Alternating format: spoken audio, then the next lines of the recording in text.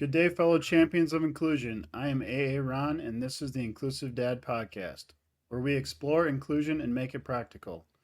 Before we dive in, don't forget to subscribe, rate, or review the show on your favorite platform. We truly appreciate your feedback and would be honored if you shared the podcast with friends and family who might benefit. If you want to support us in our mission, please click on the link in the show description. Today, my guest is Kimberly Michelle. Welcome to the show. Hi, thank you so much for having me. Absolutely. First, just tell me a little bit about who you are. So, my name is Kimberly Michelle. I'm a mental health advocate and a tabletop role-playing gamer. Um, I also am involved in Plushie therapy, as well as been working in the volunteering in the mental health field for over 13 years now. And so it's really become a passion of mine to advocate for people who really can't advocate for themselves. Awesome. Thanks again for being on. So when you submitted to be on the show, you sent in what your definition of an inclusion is. So what you submitted is to have everyone, no matter what their race, gender, disability, religion, or any other difference, come together and have the same rights and feeling of belonging. Is there anything you Yeah. want to add to that? No, I think that pretty much sums it up. I feel like inclusion should be all inclusive. I feel like the biggest illusion in this world is the illusion of separation. I feel that we all are part of the human family, and as such, we should all be included and have a place at the table, no matter what the issues or, what the services or anything. I believe that we all deserve a fair share. Sure. How did you start in the mental health advocacy field? So it was back when I came back from San Diego. I went to trade school there, and I ended up coming home and not being able to find a job. And so I was really, really depressed. And so I ended up just moving back into my parents' house and just this wasn't the life that I pictured for myself. I figured that I would have a job, that I would be able to have a place of my own. And my best friend at the time kind of just pulled me off the couch and was just like, you know what? I am stating an intervention. This is not okay. And so she took me to a place called Hill Country Health and Wellness Center, which is a health and wellness center near where I live. And I sought therapy there for the first time. And I really just fell in love with recovery. And through my own recovery, I realized that there are so many people out there who just don't think that recovery is possible. And so once I made certain strides in my recovery, it became my goal to help other people to be able to start theirs. And I got involved through a project called the Brave Faces Photo Project, where a professional photographer came and took pictures, and I got to share my story and my journey with mental health. And then after that, I became what's known as a mental health navigator, where I got to help people navigate the mental health system, because it really is, the bureaucracy of all of it is just overwhelming. It can be very overwhelming. And so I got to help people, they tell me what kind of services they need. I would go and introduce them to who they needed to talk to and help them fill out the paperwork that they needed to fill out. And it just became a really big passion project of mine. I feel like I've had so many wonderful people help me through my journey that I needed to pay it forward and become one of those people for others. That's awesome. What's like the process to become a navigator? Is there like class and training, or what does that look like? There was a training process that we had to go through. There's a couple of symposiums and stuff that we had to go through. They call it peer support now. Okay. And so we had to go through some hoops and some trainings. There was a peer support specialist, a training program that we had to go through. I need to get recertified, actually, now that I think about it. But it's really, I was doing that up until I got sick. and I kind of had to stop. But I do a lot of advocacy work online still, through my Instagram and all of that stuff. I'm no longer personally, down at, the mental health offices helping people anymore, but I've found ways to continue my work through my Instagram and social media. That's great. How was like growing up for you? Like school? How was your experience with school? It was really tough. I grew up in a time, I was born in 88, and so I grew up in the 90s and early 2000s. And in those days, just mental health was not something that we talked about. Right. And so it's something that was really hard for me because I was being called lazy and by my teachers. And the fact was is that I was trying as hard as I could, but not getting any results. Right. And so my parents, I don't blame them for anything. They did the best with what they had, with the knowledge that they had at the time. Absolutely. We've certainly come a long way in mental health since then, but we didn't know that anything was amiss until probably when I was around 16, 17 years old, and we finally, got answers. I didn't get diagnosed until I was 22, after that time when I went and got to talk to my therapist, when my best friend brought me up to Hill Country. Right. But it was a struggle. Like I was a DC average student, which now you see the stark difference. I'm, medicated. I'm in recovery now, and I'm a straight A student in college. So you see like the stark difference between how hard a non-treated mental illness can make it for people.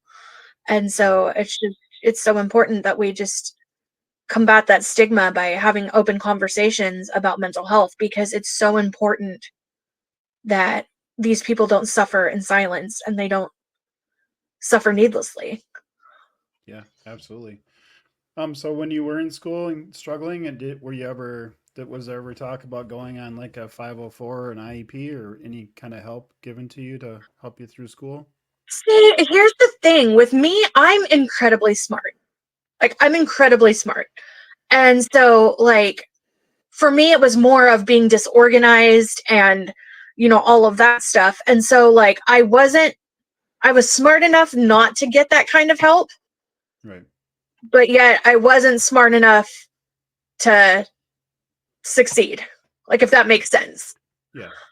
And so it was really hard for me because I fall into that middle category of too smart for needing help, but not smart enough to be able to make it. And so the doctors and not doctors, the principal and everybody were really just at a loss. Like nobody knew what to do with me. Right. And so I know it's frustrating. It was very, very frustrating. Sure. Yeah, for me with the school stuff, I mean, I have a daughter. She's 21. Her name's Cece. So she was diagnosed early, 3 months old with epilepsy, then cerebral palsy. So she was in the special education system from early childhood on. So Mm-hmm. that was kind of our experience with that. I mean, she had supports that she needed. But for me, the big thing about school is I feel like you shouldn't have to be like in special education to get those supports. I feel like school should be set up where each kid is looked at individually, and then we give them the supports they need, whether they qualify for special education or another type of program. So I mean, you just talking about that kind of reinforces that for me. We need to focus more on each student and, okay, what does this student need to be successful, and somehow set the system up to get those resources to each child. So that's just, yeah, just be, go ahead. There was a picture I saw, a little cartoon that depicts that perfectly. It was of a bunch of animals, like in a little cartoon, and it shows the teachers standing there, and they're all ice skating, right? Okay. And it shows a bunch of the kids, like a bear, like all these, like all these animals that have, well, bear has 4 legs, but like, we're standing upright on 2 legs. Yep. And it showed them getting 2 ice skates each. And then it shows this cute little octopus, like crying. And the teacher says, "You only get 2 ice skates. I can't accommodate just one student. Right. And, like it shows the little octopus with its 8 legs, like crying because it can't ice skate now. And then on the bottom it says, yeah. Like I think it symbolizes that perfectly. I saw that and I was just like, yeah, you can. And I think people tend to forget, especially with my, I have a physical disability as well as a couple of mental disabilities. And I think people tend to forget that, like doctors are just like, oh, well, I have, 10 plus years of experience, in school for this type of job. I'm just like, okay, well, your 10 plus, years of school doesn't override my 20 plus years of living it. Right. Sure. I think people tend to forget that we, as the people who are living with this stuff, should be the experts as opposed to people who have just studied about it and don't have, that lived experience. Yeah, well, that's a great point you bring up because I talk a little bit about I didn't growing up never heard the word disability and don't remember anybody in a wheelchair. So once my daughter brought me into Mhm. that world, I mean, I had to learn all of it, and also from growing up, I had this view of doctors, teachers, like they kind of call it like the view it as like a god, like God complex. Like I viewed them as like a god, and I couldn't question them, and they knew everything until things had happened. When my daughter went to the ER with a seizure, and I realized, like, okay, they're just human. They went to school. They're just making their best educated guess about Yeah. what to do for my daughter. And then I was like, okay, well, they're just human. I can ask questions. And then started asking questions and realized that, I mean, they are literally taking the inputs of information at the time and making their best judgment for what to do for my daughter. So just kind of more empowered me to Yeah. be able to I am more of an expert about my daughter than the doctor is. I'm around her all the time. It's okay for me as a parent to Mhm.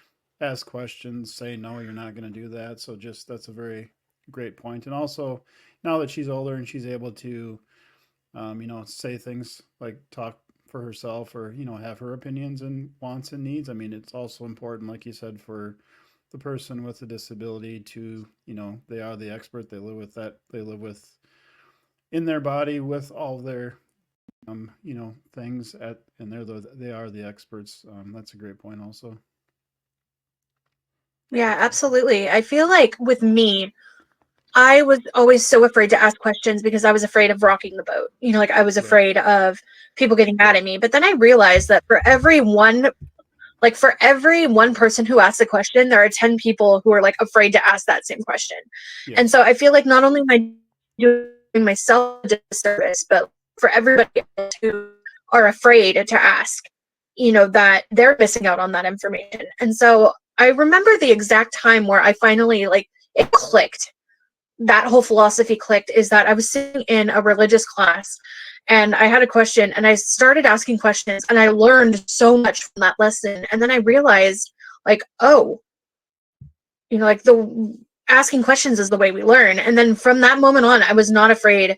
Like if I didn't understand something, I wasn't afraid of looking stupid. I was, I wanted to ask these questions because I wanted to learn. Like I'm a big Right. intellectual person. I love to learn. I love to ask questions. So I feel like we shouldn't be afraid to do that because if we do that, we're going to miss out on so much. And so, like you Yep. said, we're the own experts on ourselves. And for me, that clicked too. I was sitting in a doctor's office and I have something called Chiari malformation where my brain has swollen to the point where it's gone through the canal that connects my brainstem to my spinal cord. And so Okay. it's constantly putting pressure on my spinal cord. And so I was sitting in a doctor's office talking with a doctor, and he goes, well, it's weird that you have back pain. Back pain isn't normally associated with this condition. And I'm just like, are you kidding me right now? Like, Right. that's what? And, like I kind of spoke up and I was like, no, that is part of this condition. It's putting pressure on my spinal cord. How would that not create back pain?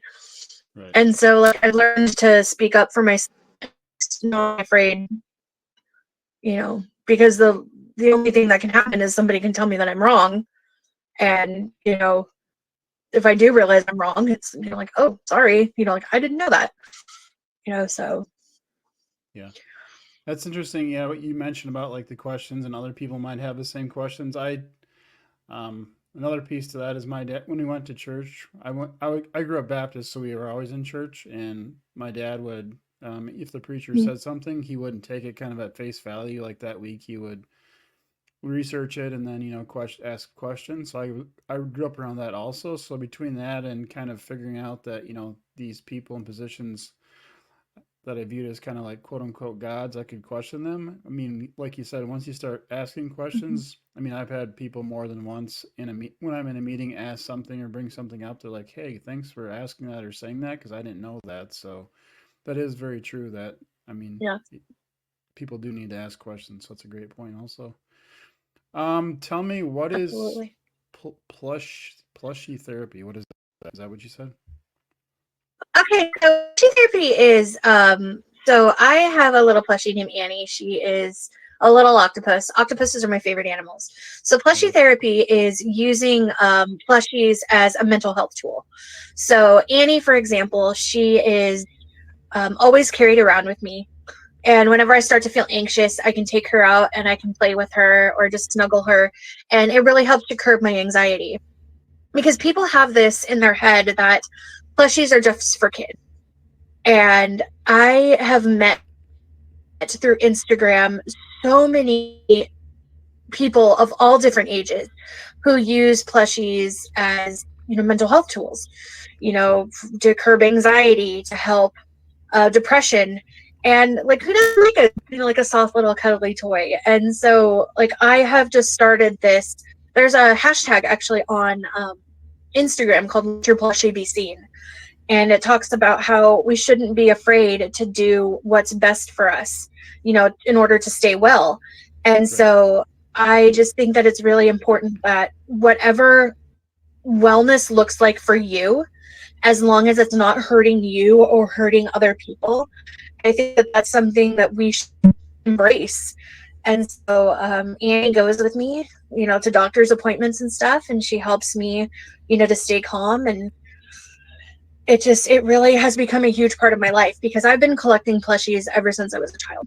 I got my first plushie when I was a baby. It was this humongous like white bear, that had a Sure. little hat on that had the year I was born, embroidered Yep. into it.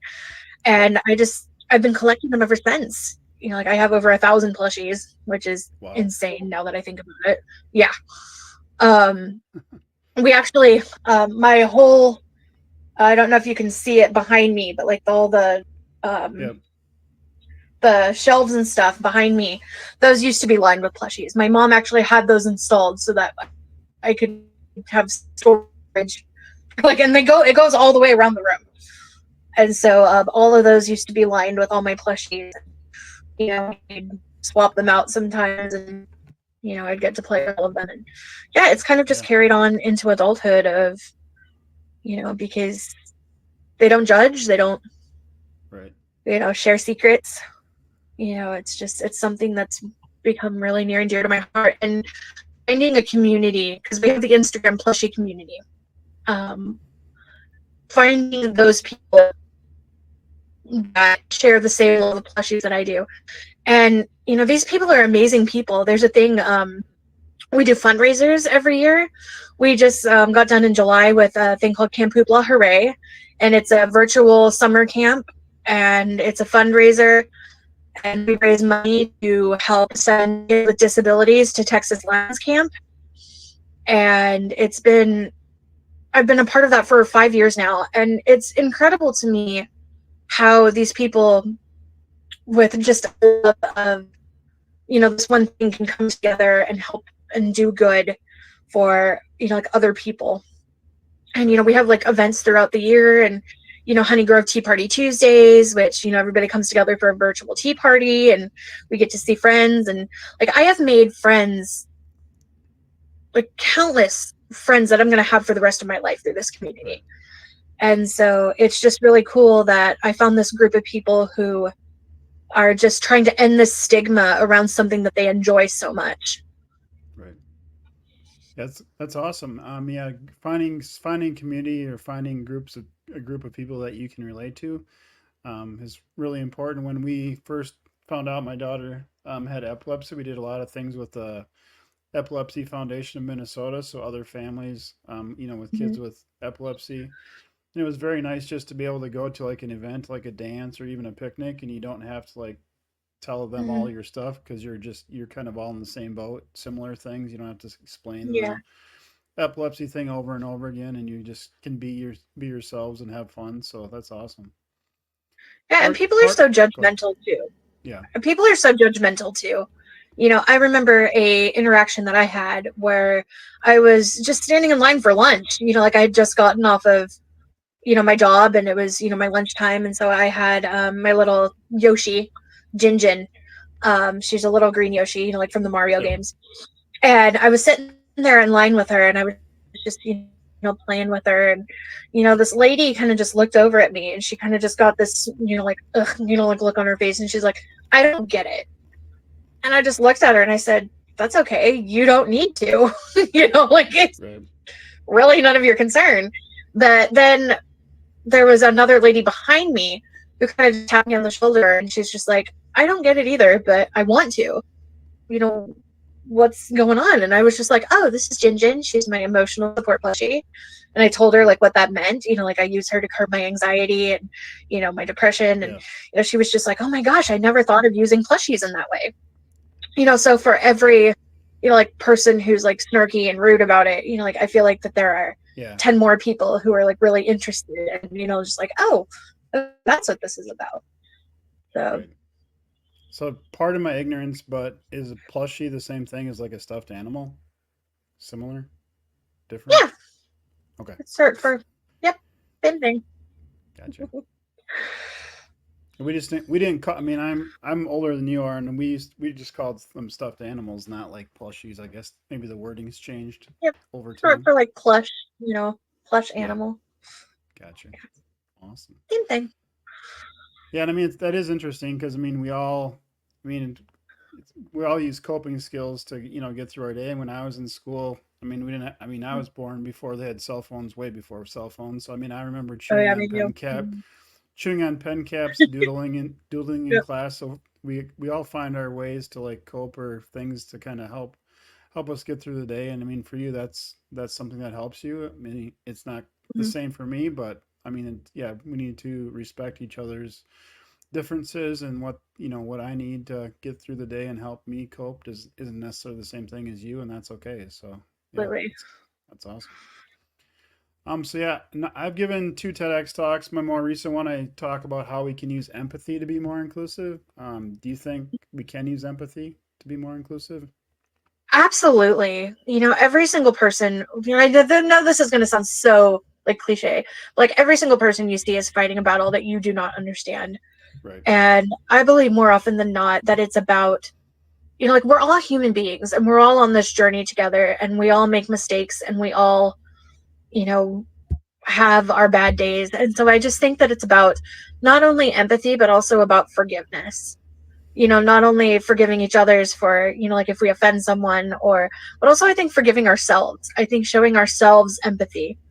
And I feel like with self empathy, that we can really come together and realize that we're all human beings and we all, like I said, we're all flawed. And, but even though we may come from different places and, speak in different languages, like we're all a part of the human family.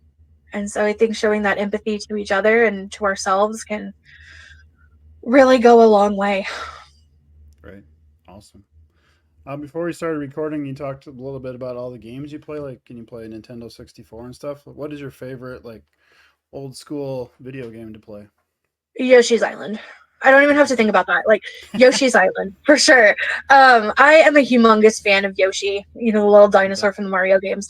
I'm a Yep. humongous fan. My oldest memory of playing games was when I was 6 years old. So it was 30 years ago. I don't even know how I remember this. Probably because it was so traumatic for me at the time. But my dad bought a Super Nintendo. It was the very first. It was the very first gaming console we ever owned. Yep. Not the first one I played on. The first one I played on was the Atari that was owned by my grandparents. But the very first one that we owned was the Super Nintendo. And in Super Mario World, there's a Star Road where you can go to, where you can hatch a Yoshi and you can feed it Koopas and it'll grow Yeah. up and you can ride it after that. Well, my dad knew that I loved Yoshi, and so he would kick the baby Yoshi off the edge, and I would get so upset. Right. But since a very young age, I have always loved Yoshi. I have 34 Yoshi plushies now. And so Yoshi's always played a big prominent role in my life. And I remember back when video game stores were a thing, I'm dating myself now. When video game stores were a thing where you could Yeah. go and rent video games, I would always rent Yoshi's Island and play that as like a escape and comfort thing. So yeah, definitely Super Mario World 2, Yoshi's Island. That's awesome. Yeah, I bought well, I'm not even sure what it's called, but it looks like a miniature Nintendo old school original Nintendo with a bunch of preloaded games on it. Oh, So nice. so my daughter and I play Super Mario 3 on there, so I've been playing Oh, lots of yeah. I hours and remember. hours of that. So that's kind of the one we've been playing, but I remember Yoshi because Yoshi, I don't know which game it is. You can like push the button and the eat like turtles, right? And then you spit them out and the turtle flies or Yep, like that's goes and Yoshi's gets stuff. Island. Yeah. Yep, Okay. yep. And they've Yeah. had a bunch of spin-off games since then. Yoshi's Crafted World, Yoshi's Woolly World, Yoshi's Yeah. Story. And I played all of them.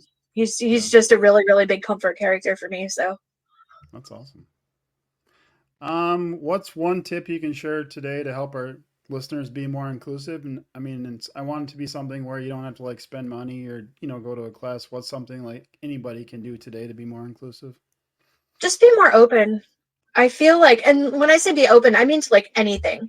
Like, I feel I'm the type of person who I try to be open to anything, be it new foods, new, music, new, like whatever it is, because I feel like when we're not open, you never know when you're going to miss out on something that could become your next favorite thing. Right. And so I feel like it's really important, be open to meeting different people, be open to listening to different music, to tasting different foods, to, you know, learning new things. And I think in that way you can find your new favorite thing. And who knows, maybe through that hobby, you can come to know a different person who you never have, befriended before. Right. Yeah, that's great. Yeah, I told you before we started recording too that I play Magic the Gathering. So I never played it growing up, but I worked at a mental health residential facility for children for 3 years, I think. And Mhm. on so kids age 5 through 18 would come there and stay for like for a extended period of time. And I worked on the older boy male dorms, so they were all playing Magic the Gathering. So me and a couple other guys Nice. started playing Magic so we could play with them. I mean now I've got way Mhm. too much money worth of Magic cards sitting here that I don't play with enough, but that's a different discussion. But I mean it's I can just relate. That's how I am with D&D books. yeah It's I started playing in college, Dungeons and Dragons. I started playing in college, and it's kind of just taken on a whole new life of its yeah own. yeah I play yeah. I almost mean every day now yeah online, and it's crazy. yeah yeah. I still play Magic the Gathering Arena, an app on my phone. I play that because you can it's way faster and all the triggers like just Mhm. stack and it's way quicker than cards where you have to like all the shuffling and stuff. But so yeah, I mean Yeah, that, it's just just amazing. kind of an example what you talked about, like trying something new. And here we're probably 6 or 7 years later, I still play it. So just something that I would never have thought of. The Mm-hmm. opportunity was there, a way to connect, with the kids at the where I worked, and try something that Mm-hmm. I mean, I never did it growing up, but hey, try something, and now it's new, so Absolutely. that's awesome. Cool. Is there anything else you want to talk about that we haven't discussed? We've talked about a lot of great things today. Um, I think one of the things that I also love too is using tabletop role playing games to process trauma. Okay. Like that's one of the things that a lot of people didn't like. I didn't realize that it could be so therapeutic. So I recently lost my dad back in May, Okay. and Sorry to hear that. playing D&D has just been such a therapeutic experience. Um, because in telling the stories that we tell through tabletop role playing games, I feel like it can help me process, everything that's happened. Like, I watch a show called Critical Role. And in it, it's just a bunch of nerdy voice actors playing Dungeons and Dragons is pretty much what it is. And there's a cast member there named Liam O'Brien. And they were going through their first campaign called Vox Machina when Liam lost his mother. And he said that it was through playing Vax'ildan that he, was able to process like everything that, that was going on, like around him. And it was because of these stories that he was telling with his friends that he was able to, make it through that dark time in his life. And like, I kind of was just sitting there just like, that like makes no sense. Like, I don't understand how that works. And then I'm now living that. And I'm just like, oh, this makes perfect sense. So, I just think that through art and through music and through, like things like tabletop role-playing games, that we can come to process trauma that, can be had through like loss, can be had through, like generational trauma, through, like trauma that we've gained through like our mental health and stuff like that. And so I just think that the arts and everything is so important, when it comes, or can be important when it comes to mental health. Yeah, that's great. That's just kind of another example of something like quote unquote non-traditional that people use to process things or get through life. So that's awesome. Yep. That's great. I got one more question for you. You ready? Yep. Do you like Spam? I do. You Okay. do? The great thing about Spam is that I did not like it until and a senior couple of missionaries lived here, who were the Johnsons. And Elder Johnson made the most amazing like kebabs, and they had like Spam, cheese, and there was something else. And like I ate it and I was just like, oh my gosh, this is amazing. What is this? And he's just like, oh, it's Spam. And I'm just like, wait, what? Yeah, he's just like, yeah. I live in Austin, Minnesota, where Hormel's located, and they make Spam. So I'm asking all my guests and keeping a running Spam count at the bottom of the episode of how many yeses and how many nos. So I'm guessing there's more no's than yeses. Yeah, I think so. I mean, I eat it once in a while. The first time I ate it recently, I mean, in a long time, was this summer when we had somebody from out of town in, and it was kind of fun to do that. But otherwise, I don't eat it a lot myself. But so yeah, the answer is yes, which I never thought I would. Which is, it just sounds disgusting, like in itself, but like, right. I was just, it's like one of those things where you like it until you find out what's in it, and then you're kind of just like, no, thank you. That's true. Yeah. That's awesome. No. Where is the best place for everybody to connect with you?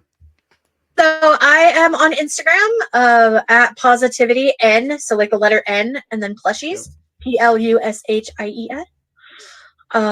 And you can follow me on Twitch, twitch.tv/KimmyD1213. No, that's not right. Kimmich, KIMMICH 1213. Okay. Yeah. Awesome. Yeah, I'll put links in the show notes. Right. Thanks for being on the show today. Thank you so much. This was so fun. Yeah. To all of you listening, thank you for joining us on this episode of the Inclusive Dad Podcast. If you enjoyed today's conversation, please subscribe, rate, or review the show. Your feedback helps us connect with more champions of inclusion. Remember to share this podcast with friends and family who might benefit. If you want to support us in our mission, please click on the link in the show description. Together, we can make the world more inclusive. Until next time, stay empowered and be a champion for inclusion.